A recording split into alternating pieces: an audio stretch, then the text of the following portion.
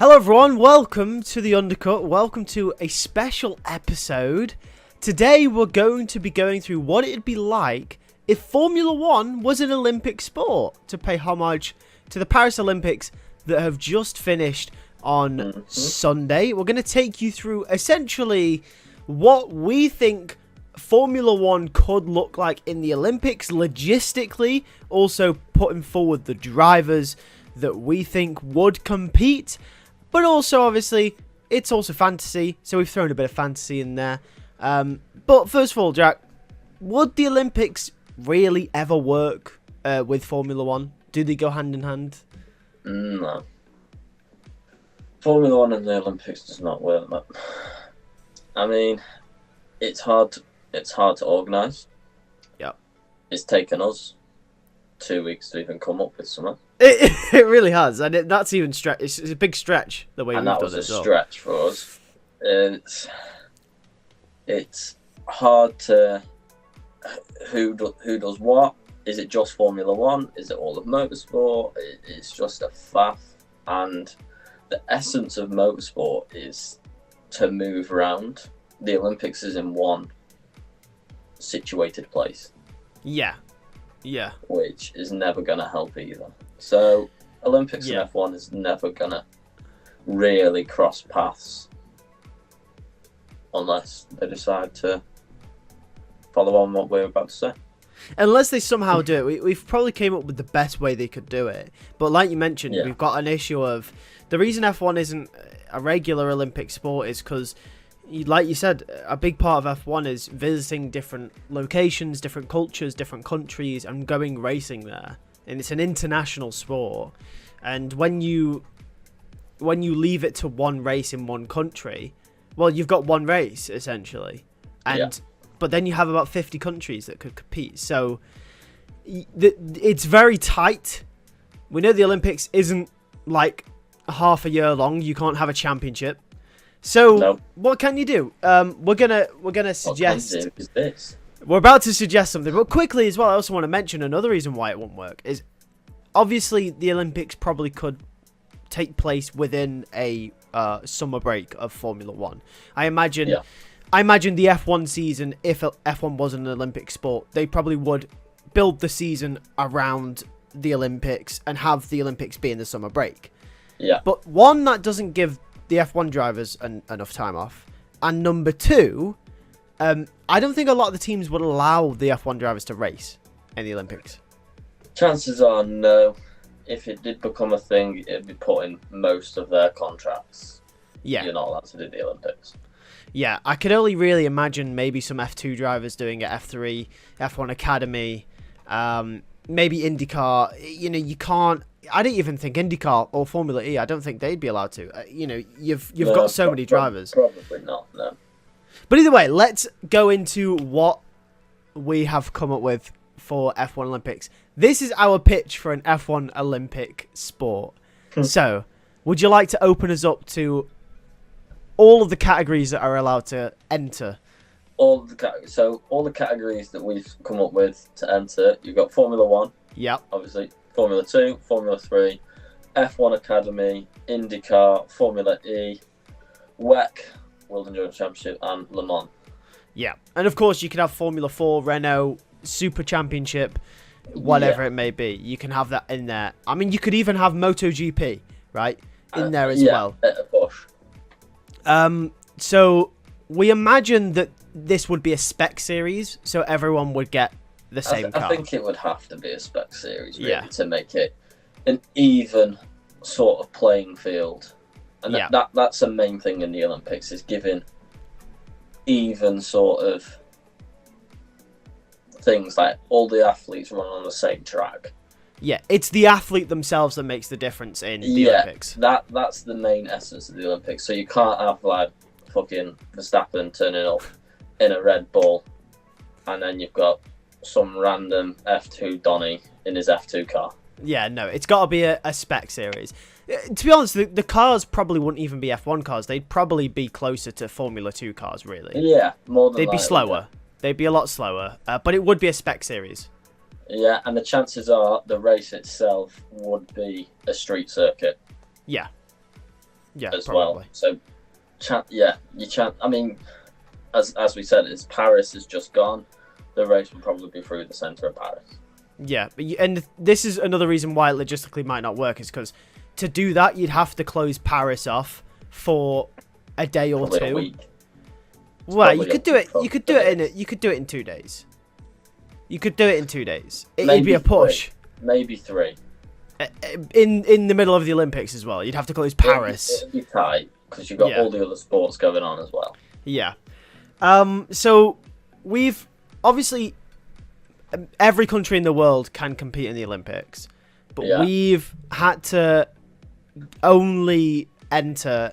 This is why it logistically wouldn't work. But the way we've managed to come to a conclusion is we've gone through every racing driver currently racing in any category, or most of them, if not all of them, decided which ones have the most representation by country, and came up with 30 countries that would compete in this Formula One mini championship that would happen at the Olympics. Yeah, and by the time we got to 20, that was hard. Yeah, it was hard when we got to 20. There are 60 drivers, and there's 2 drivers per country. So it'd sort of work like how it does in actual racing. You'd have a teammate, essentially. Essentially, yeah. But the difference is round 1. Well, we'll get to that. We got the rounds coming afterwards. Yeah. And the additional information that isn't so relevant, but we wrote it down anyway. Pirelli would manufacture all the tyres. As we'd come on to, pit stops are not mandatory in round 1. They're mandatory from round 2 onwards, and we'll explain why in just a second. Yeah. And actually, I'm reading the sheet here. As you just mentioned, round 1, you can't have the same country in the same bracket. So it allows for more diversity, right? You're not going to have 2 German, 2 Great Britain going through in round 1, essentially. You can only have 1. Well, you could have both, but they'd be in 2 different brackets, essentially. Yeah. So, and there'll be a 15-minute qualifying session to set the grid before every single race. So not 3 qualifying sessions, just 1 flat-out qualifying session, 1 15-minute quali. We don't have time for 3 qualies, really.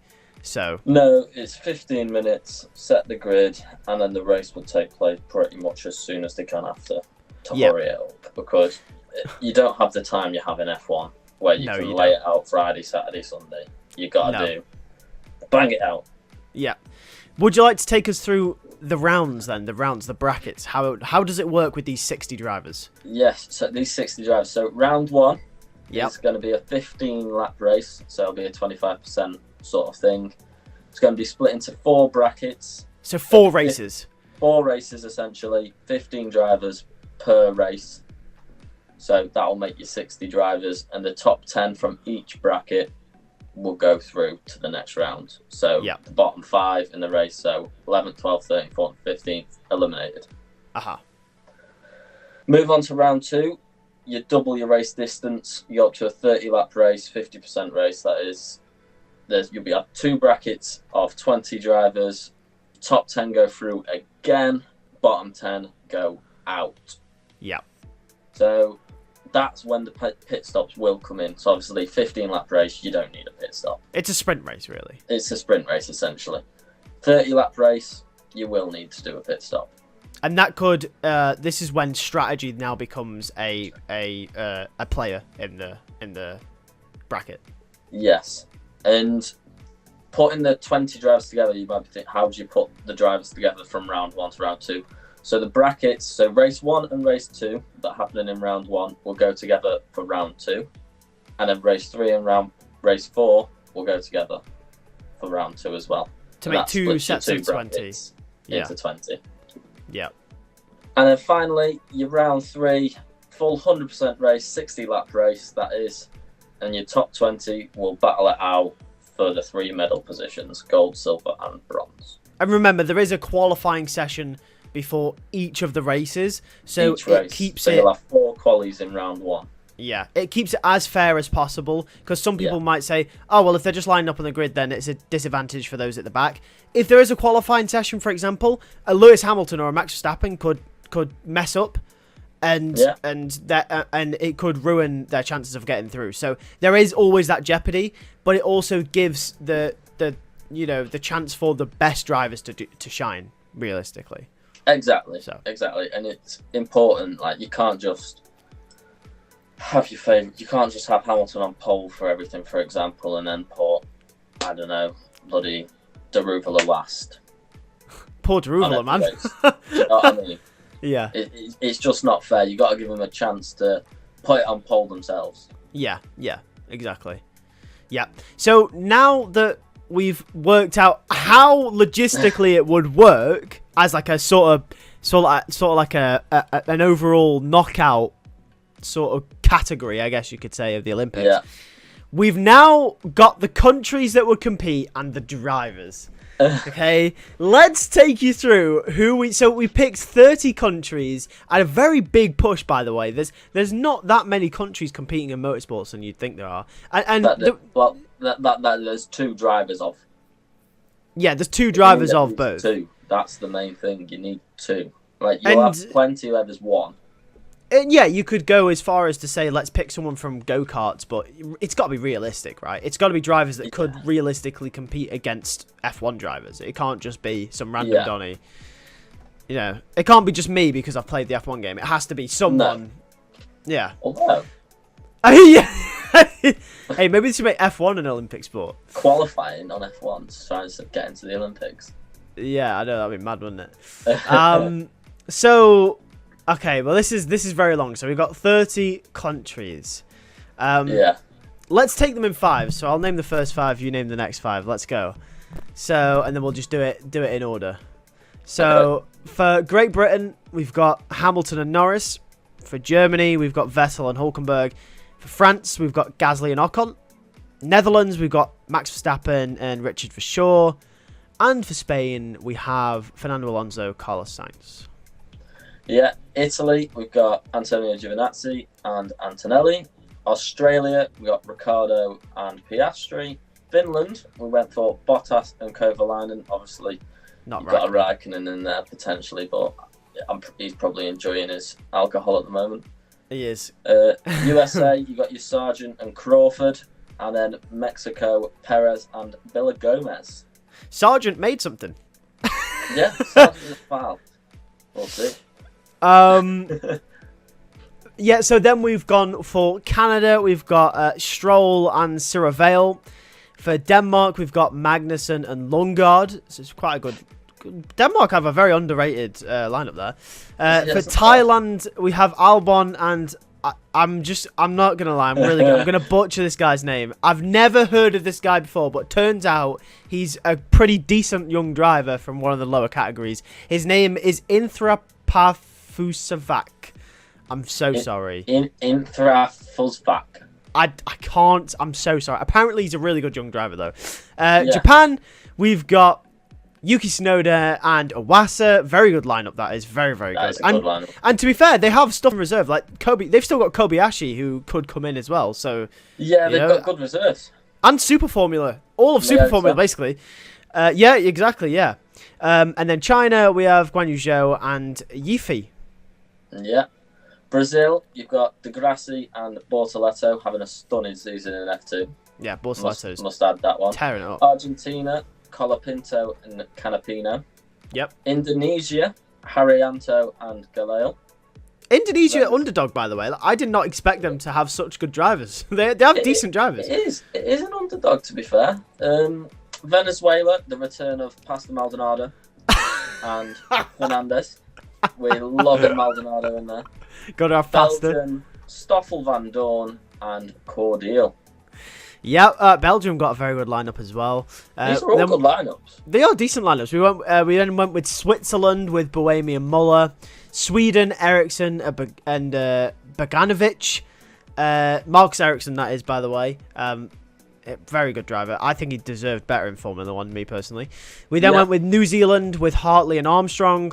Norway. He did not deserve better in Formula 1.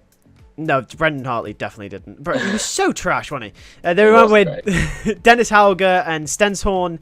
And then for Austria, we went with Wirtz and Binder. Yeah, and then Poland, you got Kubica and Stucker. Monaco, you got Charles Leclerc with his brother Arthur Leclerc. The Leclerc brothers. Tagosta and Albuquerque. I love that name. No, not gonna lie, right? Portugal's not really a country that you associate with racing, and they've got Antonio Felix da Costa in Albuquerque. It's not bad, is it? No, you don't full on associate it, do you? And then Russia is in there because they can feasibly be part of the Olympics, just not under the Russian name. But we needed a country, so you've got Kvyat and Petrov. They can compete under the Russian Athlete Society or something like that. They can compete as an athlete club or something. I don't know how it works. Yeah, there's a way to do it. Obviously, they do it. Drivers would have to be willing to do that as well. Yeah, Kvyat Petrov as well. I mean, obviously, you still have Mazepin if you really wanted to. Or Sorokin, I guess, as well. Is Sorokin I would not Russian? go with Sorokin. I think he is. Anyway, so that's the drivers that we came up with. So it's already quite mad. To be honest with you, I don't think we should take you through all the brackets that we've labelled out here, because it would take us absolutely ages in this video. But I think we should just skip straight on to the last bracket, I think, with the drivers who we think would go through to the final. Straight on to the last bracket. I mean, obviously, people can disagree with this. Obviously, not all of these drivers would actually do it if it became a thing either. This is just a fantasy. You can come up with your own if you want to as well. Yeah. I think we should we just label the top 10 who we think the top 10 would be? Are we going from 10th to 1st? Yeah, let's go from 10th to 1st. Who do we think 10th to 1st would be? Let's do it. All right, well, 10th, we've got Nico Hülkenberg. Yeah. Obviously, he's having a great year in Formula 1. Great, yeah. He was great in the junior formulas when he was coming through. Yep. Phenomenal driver. You can't argue it. Nope.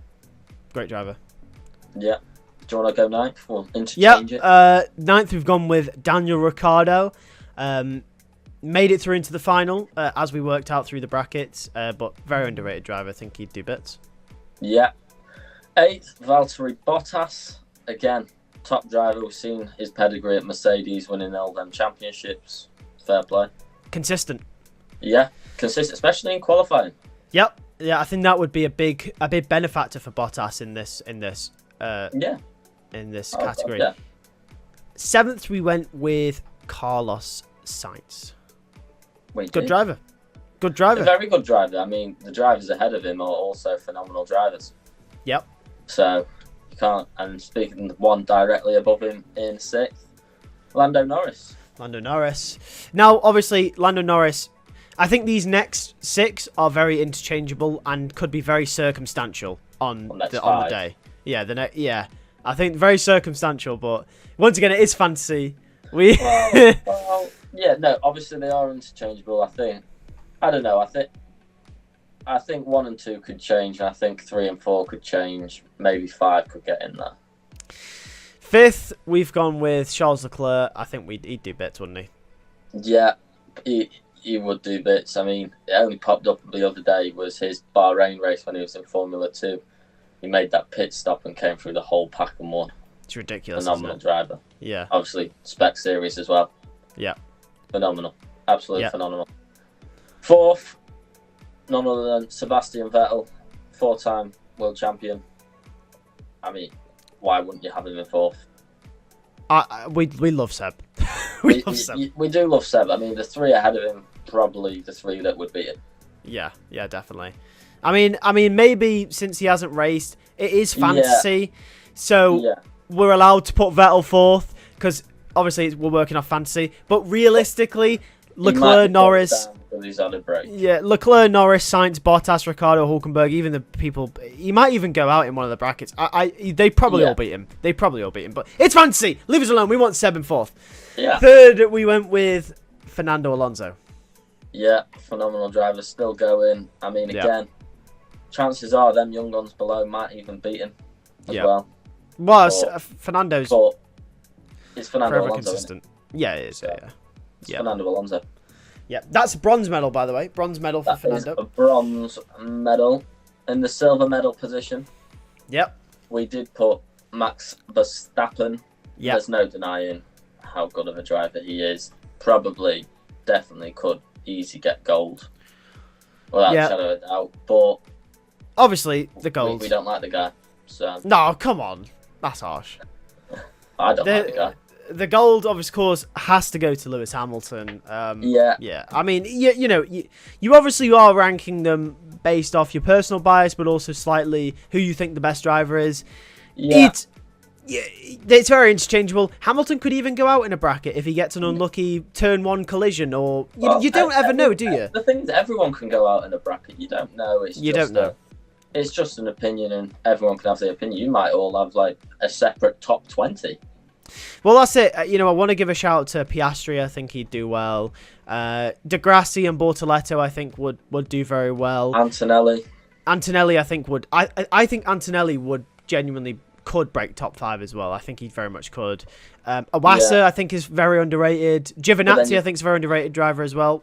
Well, you've got drivers who haven't even got into any of the brackets, like George Russell, of course. Behrman. You've got Verline from Formula E for Germany. And on an off chance, because it's a spec series, Nick de Vries could do something, as we saw he did in Formula E. So, There's many drivers that could be. We just had to come up with some. Yeah, but anyway, that's how a F1 Olympics would work, and our little fantasy result that we came up with. Obviously, it could go either way, as we said. It's just a bit of fun. It's not generally how we think it would work with any seriousness. It could go either way. It's stuff you couldn't ever predict. Olympics, if you did take note and you like the sound of the thing, contact us. We've got it down on the docs. We want revenue. We want a problem.